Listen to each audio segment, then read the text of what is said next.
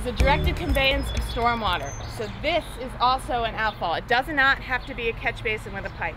As I said in my presentation earlier, what you want to do is you want to delineate the watershed that's leading to each outfall.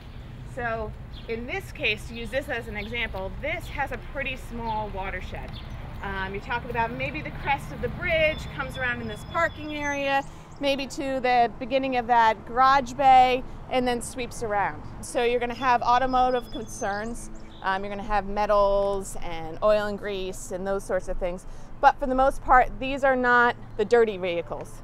What you are going to have is wherever there's pavement, there's going to be sediment and there's going to be salt. So your good housekeeping in this area is going to be sweeping, cleaning out this beautiful swale every once in a while. But that's about it. It's not a complex watershed. It's not complex activities here. So this one can pretty much be tackled just by good housekeeping. You don't need any fancy structural BMPs.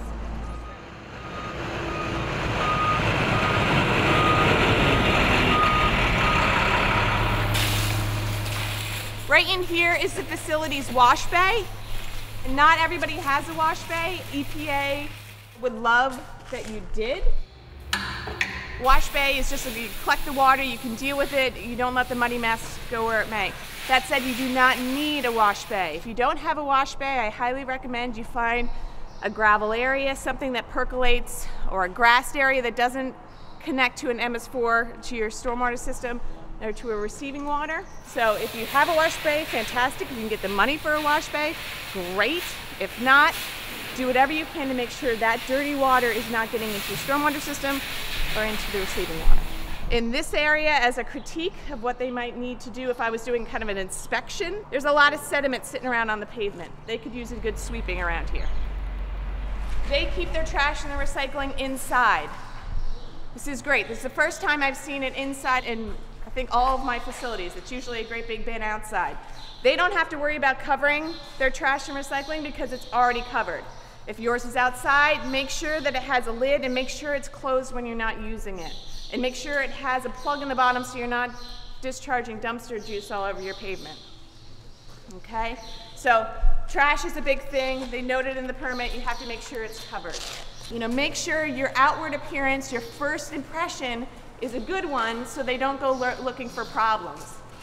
Okay, and I think this is a good example of that. It's just kind of cleaned out of the way, well swept. There's no waste, speedy dry on the floor. When you're going around doing your SWIP preparation, you're going to be doing a lot of looking at the floor. In this case, you're going to find a catch basin and a trench drain. Well, your question is going to be, where does that go? Find out where that goes and make sure it's not going to stormwater. You have any leaks or spills in here, if that goes to stormwater, it's like a direct injection.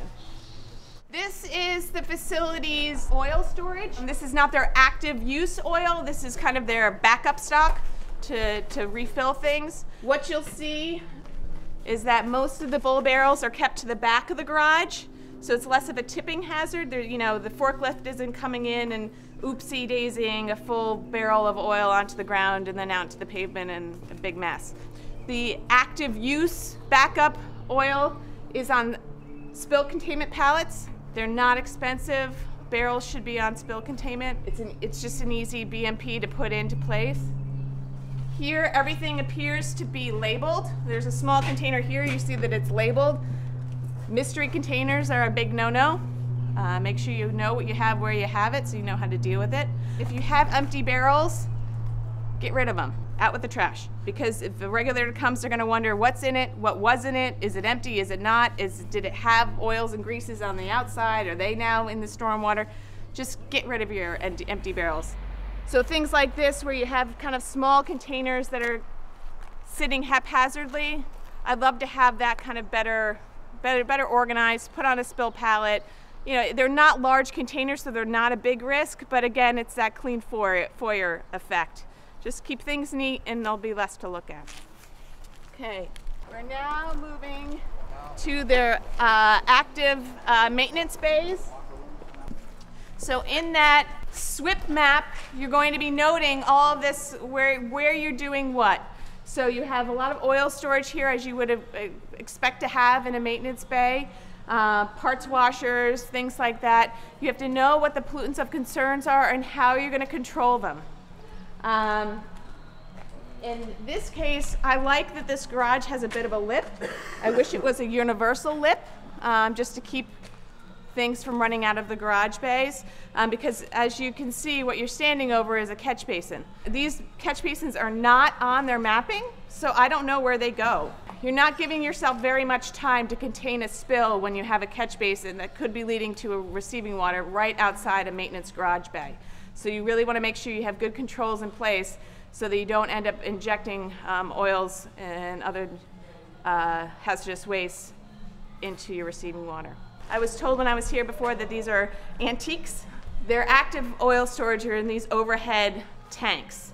I assume they're single walled. They pump up the material to them. The fill ports have a drip tray, but they don't have containment. If there was ever a leak of the tank, it's coming down. And just from a safety perspective, I feel a little uncomfortable having that much weight overhead on arms that are not particularly protected from traffic.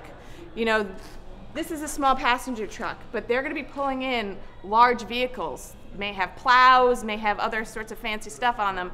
They take a turn wrong, they could take out one of those legs, and you've got a big mess. So I love bollards or any other way to protect oil storage. I think they might need to upgrade their antique area a little bit to some tanks that have proper containment and just a little bit more control on them. This I see as it could be a spill waiting to happen. So over here is where they have their waste oil tank. I like that it's labeled, everybody knows what it is. I think by their SPCC plan, they should probably also have a max quantity of material that's in it, but that's a different plan. Like I said during my presentation earlier, there's a lot of overlap between some of these plans that you may already have. Between the stormwater management plan and your SPCC plan, there's a lot of stealing you may be able to do, or you may be already implementing a lot of the stuff that you will need to implement for the SWIP just by having those other documents in-house. They have the waste oil here. They also have a spill kit. Love spill kits. They come in a variety of sizes. This is a rather large one. I wish it was labeled because if you don't know that that's a spill kit, it just looks like a big yellow thing in the corner. Like I said, spill kits come in different sizes, so you can put together your own kind of small spill kit with a pig and some Speedy Dry and put it in your trucks. You know, they could have a spill on the road, a hydraulic leak, you know, park it on the side of the road, contain the spill, and you don't have a big problem. So spill kits, I would love to see one at the fueling station. Great that it's here. I'd love to have them in more places so people have access to them as soon as they need them, not that they have to run around for them.